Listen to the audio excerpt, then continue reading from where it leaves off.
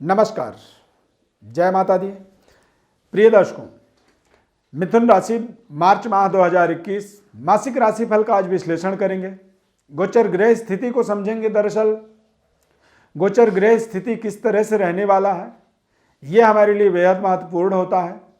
और आज हम अपने इस खास कार्यक्रम में गोचर ग्रह स्थिति को समझेंगे, साथ में मार्च के महीने में ग्रहों के होने वाले महत्वपूर्ण बदलावों को समझेंगे और मार्च के महीने में कौन से ऐसे महत्वपूर्ण त्यौहार हैं, कौन से ऐसे तिथि हैं, इनका भी हम संपूर्ण विश्लेषण करेंगे।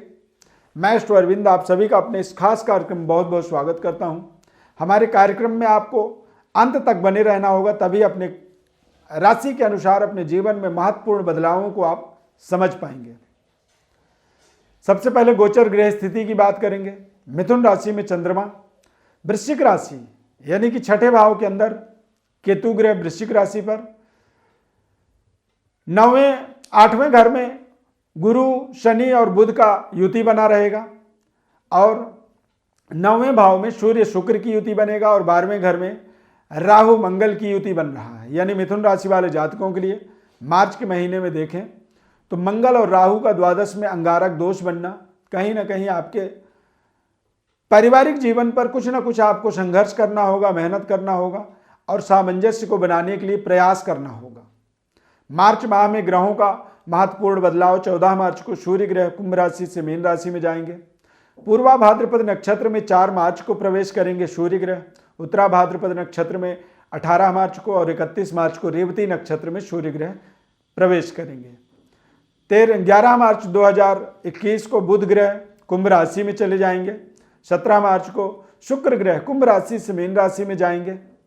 13 मार्च को अमावस्या तिथि होगा, फाल्गुन अमावस्या, कृष्ण पक्ष अमावस्या तिथि। 22 मार्च को होलाष्टक प्रारंभ होगा और 28 मार्च को होलिका दहन होगा। 29 मार्च को धुलेंडी होगा जिसमें होलिका खेला जाता है। तो ये महत्वपूर्ण त्यौहार हैं। महत्वपूर्ण ग्रहों का हमने स्थानांतरण आपको बताया, ग्रहों का राशि परिवर्तन बताया। अब मिथुन राशि के जातकों का राशि फल देखते हैं कि मार्च के महीने में किस तरह से रहने वाला है।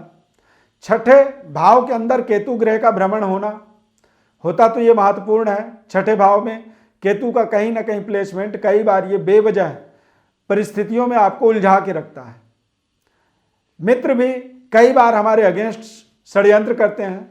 कुछ ऐसे हम जीवन में खान पान करते हैं जो हमें बहुत अच्छा लगता है, लेकिन कहीं ना कहीं हमारे सेहत स्वास्थ्य के लिए वो नुकसानदायक होता है।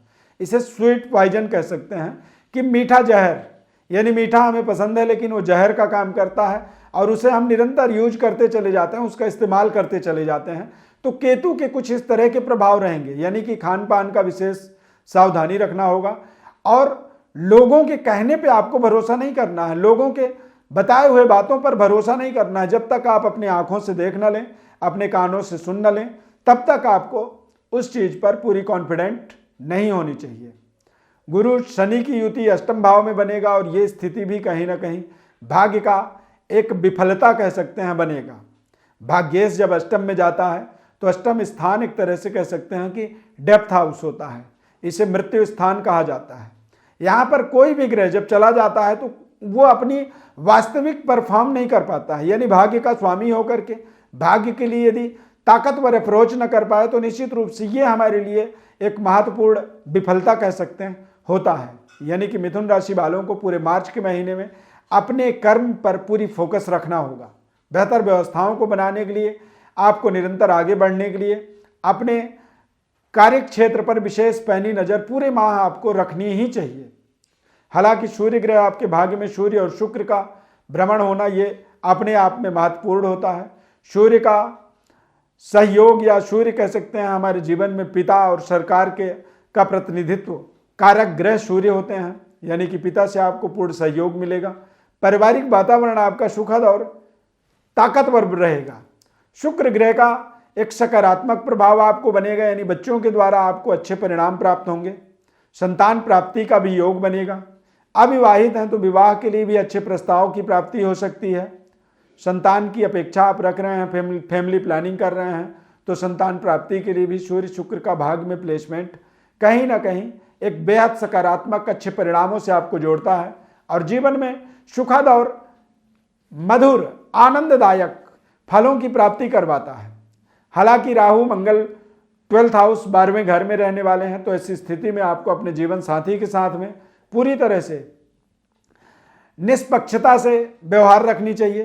कोई भी आपके जीवन साथी के बीच में किसी भी तरह का कोई तनाव या कोई आपसी सामंजस्य का अभाव नहीं होनी चाहिए, अन्यथा आपको आपसी तालमेल में, आपसी रिलेशनशिप में कहीं ना कहीं कुछ ऐसी कमियां आती हैं जिसके कारण से आप राहु मंगल के अंगारक दोष का प्रकोप का भाजन हो जाते हैं, यानी अंगारक दोष का आपको एक पनिशमेंट मिल जाता है और जिससे आप परिवार से अलग अलग रहने लगते हैं।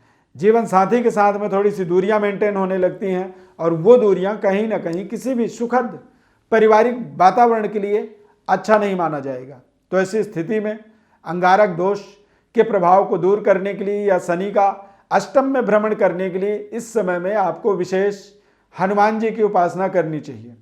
हनुमान चालीसा का रोजाना पाठ कर सकते हैं या फिर मंगलवार को आप हनुमान जी को चोला चढ़ाएं।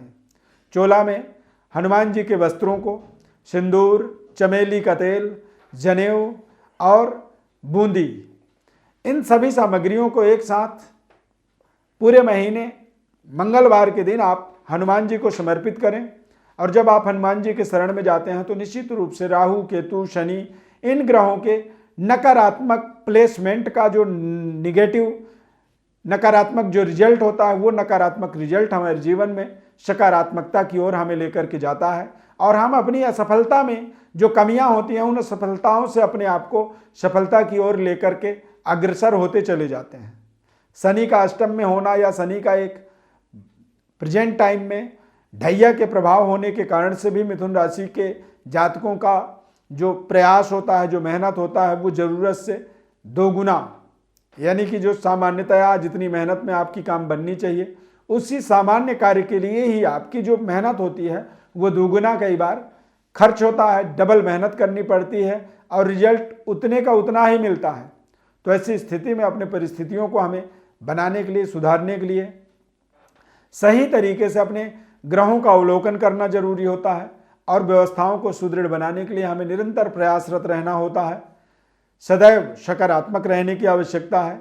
मार्च के महीने में ग्रहों की स्थिति थोड़ी सी आपके लिए जरूर मैं कहूँगा चुनौतीदायक रहेंगे, लेकिन चुनौतियों से जब आप लड़ते हैं तभी आप अपने जीवन में एक ताकतवर तरीके से सफलता की प्राप्ति करते हैं और समाज में आपको एक लीडर के रूप में स्वीकार किया जाता है। आपको परिवार में शीर्षस्थ पदों पर बैठने का अवसर मिल जाता है। विशेष विश्लेषण के लिए अपने जन्म पत्रिका या अपने जन्म राशि या अपने राशि के विश्लेषण के लिए आप हमारे व्हाट्सएप पर अपनी बर्थ डिटेल निसंकोच लिख करके भेज सकते हैं। हमारी तरफ से आपको संपूर्ण विश्लेषण बताएंगे और आपके जीवन के महत्वपूर्ण उपायों को बताएंगे कि कौन कौन से ऐसे उपाय हैं जिन उपायों को आपको करना चाहिए। हमारे चैनल को आप सब्सक्राइब जरूर करें, लाइक करें, बेल के बटन को क्लिक करें ताकि हम आपसे निरंतर जुड़े रहें। हमारे इस खास कार्यक्रम में जुड़ने के लिए बहुत बहुत धन्यवाद। जय माता दी।